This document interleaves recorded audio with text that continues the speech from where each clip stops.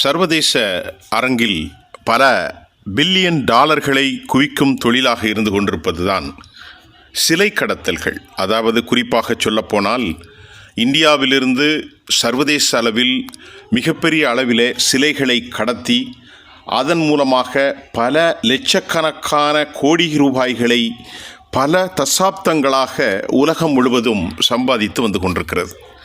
இந்தியாவிலே பாரம்பரியமிக்க இது போன்ற பல நவீன ரகங்களை தாண்டி பல நூற்றாண்டுகளுக்கு முன்னால் வந்த சிலைகளை எல்லாம் கடத்துவதாக, அதுவும் ஐம்பொன் போன்றிருக்கக்கூடிய விலை மதிப்பே இல்லாத சிலைகளுக்கு சர்வதேச அளவில் மிகப்பெரிய மதிப்பு இருக்கிறது. இதில் தொடர்புடைய முன்னாள் டிஎஸ்பி, அதாவது மிக முக்கியமாக சொல்ல வேணால் பொன் மாணிக்கவேல், சிபிஐயினால் அவர் சொன்ன தகவல்கள், அவர் மீது வைக்கப்பட்ட குற்றச்சாட்டுகள் நாம் இப்பொழுது பார்க்க இருக்கின்றோம். தமிழ்நாட்டில் உள்ள பல்வேறு கோவில்களில் சிலைகள் காணாமல் போனதாகத்தான் 2010 முதல் புகார்கள் எழுந்து வந்திருக்கிறது.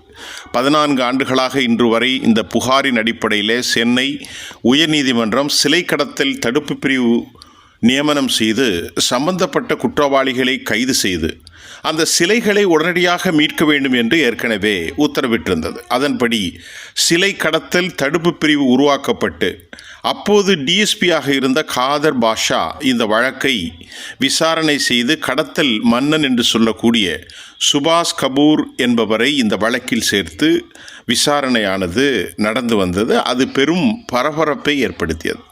அதன் பின்னர் சிறப்பு சிலை தடுப்பு ஐஜியாக பொன் மாணிக்கவேல் தலைமையில் விசாரணை செய்ய அந்த நேரத்தில் அரசு உத்தரவிட்டது. அப்போது பல கோடி மதிப்புள்ள சாமி சிலைகளை, நாம் ஏற்கனவே சொன்னதை போன்று பல கோடி மதிப்புள்ள விலை மதிக்க முடியாத மரகத கற்கள் பொதித்த அப்படிப்பட்ட சாமி சிலைகள், ஐம்பொன் சிலைகளை எல்லாம், பல ஆயிரம் ஆண்டுகளுக்கு முன்னால் உள்ள சிலைகளை எல்லாம் இவர்கள் கடத்தி சர்வதேச கடத்தல் கும்பலோடு இருந்ததாகத்தான் இந்த குற்றச்சாட்டு எழுந்தது.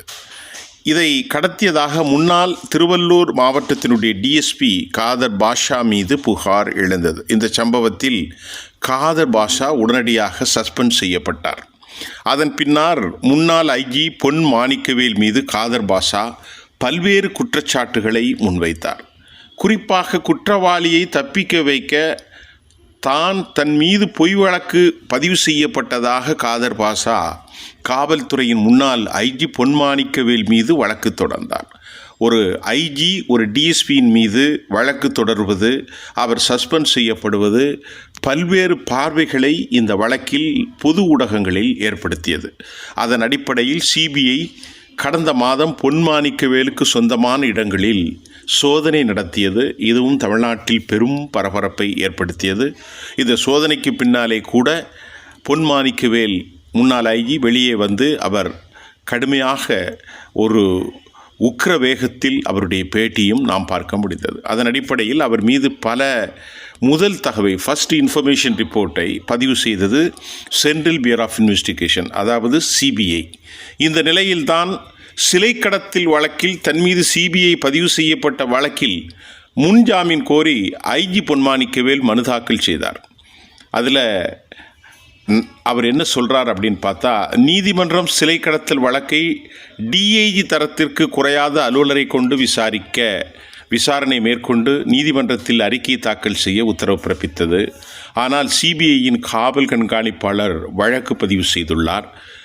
அதற்கு அவருக்கு அதிகாரம் இல்லை. அவ்வாறு இருக்கையில் அவர் மீது வழக்கு பதிவு செய்தது ஏற்கத்தக்கதல்ல, சட்டவிரோதமானது. தவறு செய்ததாக அறிக்கை அளிக்கப்பட்டால் விசாரணையை நீதிமன்றம்தான் முடிவு செய்யும். சிபிஐ எனது வீட்டில் நுழைந்து பொருட்களை கைப்பற்றியது சட்டவிரோதமானது. இது என் மீதான நன்மதிப்பை சமூகத்திலே குலைக்கும் விதமாக உள்ளது. ஆகவே இந்த வழக்கில் எனக்கு முன் ஜாமீன் வழங்கி உத்தரவிட வேண்டும் என்று திரு பொன் மாணிக்கவேல் கேட்டிருந்தார். இந்த வழக்கு இன்று நீதிபதி பரத சக்கரவர்த்தி முன் விசாரணைக்கு வந்தது. விசாரணையின் போது மனுதாரர் தரப்பில் ஆஜரான மூத்த வழக்கறிஞர் முன்னாள் காவல்துறை மண்டல தலைவராகவும் சிலை கடத்தல் வழக்கை நீதிமன்ற உத்தரவின்படி நீதிமன்ற கண்காணிப்பில் நடத்தியுள்ளார். பொன்மாணிக்கவேல். தற்போது இவர் மீது சிபிஐ ஒரு பொய்யான ஒரு குற்றச்சாட்டில் வழக்கு பதிவு செய்திருக்கிறது.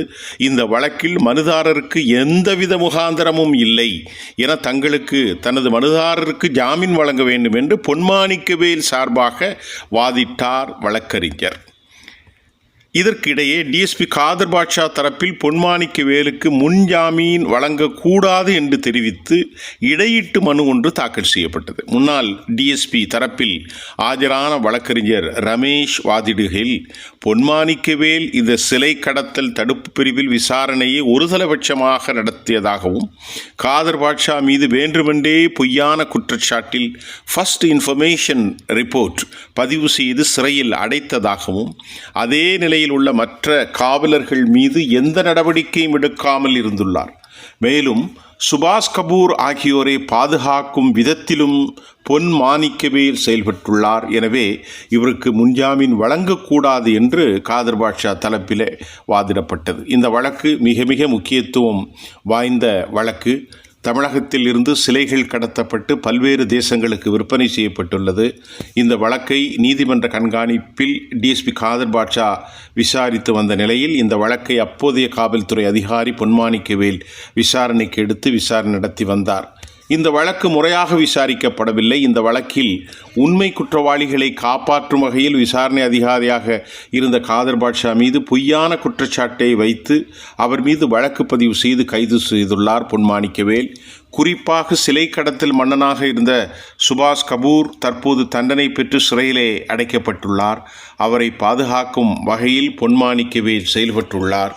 இதன் அடிப்படையில் வந்த புகாரின் நோக்கம் உயர்நீதிமன்ற உத்தரவின் அடிப்படையிலும் முதல்கட்ட விசாரணையை முடித்து பொன்மாணிக்கவேல் மீது போதிய முகாந்திரம் இருந்ததன் அடிப்படையிலே இந்த வழக்கு பதிவு செய்யப்பட்டிருக்கிறது. இந்த வழக்கில் இதுவரை கைது செய்து விசாரணை நடத்தியால்தான் இவரை கைது செய்து விசாரணை நடத்தினால்தான் உண்மையை கண்டறிய முடியும். ஏன் பொய்யாக டிஎஸ்பி காதர் பாட்ஷா இந்த வழக்கில் சேர்க்க வேண்டும் என்றும் சுபாஷ் கபூருக்கு எந்த வகையில் இவர் உதவி செய்தார் என்பதையும் முழுமையாக கண்டறிய முடியும். எனவே இவருக்கு முன்ஜாமீன் வழங்கக்கூடாது என்று கடும் எதிர்ப்பு தெரிவிக்கப்பட்டது. இதனை பதிவு செய்த நீதிபதி இந்த வழக்கின் சுபாஷ் கபூருக்கு ஐஜி பொன்மாணிக்கவேல் நேரடியாக உதவி செய்ததற்கான ஏதேனும் ஆதாரங்கள் இருக்கிறதா என்று சிபிஐ இடத்தில் கேட்டார். அப்போது சிபிஐ தரப்பில் அதற்கான ஆவணங்களை மூடி கவரில் வைக்கப்பட்டு சீல் இடப்பட்ட கவரில் நீதிமன்றத்தில், அதாவது நீதிபதியிடத்திலே ஒப்படைக்கப்பட்டது. சீலிடப்பட்ட கவரில் உள்ள ஆவணங்களை படித்து பார்த்து வழக்கு விசாரணை தொடரலாம் என்று கூறிய நீதிபதி இந்த வழக்கு விசாரணை நாளை ஒத்திவைக்க உத்தரவிட்டிருக்கிறார். ஆகவே இந்த வழக்கு இன்று அநேகமாக விசாரணைக்கு வரும். இதில் என்ன பார்க்க வேண்டுமென்றால், ஒரு நேர்மையான அதிகாரியாக பார்க்கப்பட்டவர் இவ்வளவு பெரும் மோசடிகளை செய்திருக்கிறாரா, அதற்கு முகாந்திரம் இருக்கிறதா என்ற பற்சில விஷயங்கள் இதில் காணப்படுகின்றது. எல்லா துறைகளும் மோசமாக இருக்கிறது. நம்பிக்கையின் பால் கோடானு கோடி மக்கள் தங்கள் கடவுளை பூஜிக்கின்றார்கள். பலர் அதை கல் என்று சொல்கிறார்கள். ஆனால் நம்பிக்கையோ அது பார்ப்போர்கள் கண்கள் தான் இருக்கிறது. அதை கடவுளாகத்தான் நாங்கள் பூஜிக்கிறோம் என்று கோடானு கோடி மக்கள் தங்களுடைய பொருட்களையும் செல்வங்களையும் இந்த சிலைகளுக்கு முன்னால் அவர்கள் தங்கள் நம்பிக்கையின் வெளிப்பாடாக போடுகின்ற போது எந்த பயமும் எந்த அச்சமும் இல்லாமல் உயர்ந்த பதவியில் இருப்பவர்கள் மனசாட்சிக்கும் தங்களது நீதிக்கும் தான் வகித்த பதவிக்கும் எதிராக ஒரு மோசமான கிரிமினல்களுக்கு உதவி செய்தார்களா, செய்து கொண்டிருக்கிறார்களா என்பது விசாரணையின் முடிவில் வெளியே வரும் என்பதே உண்மையாகும்.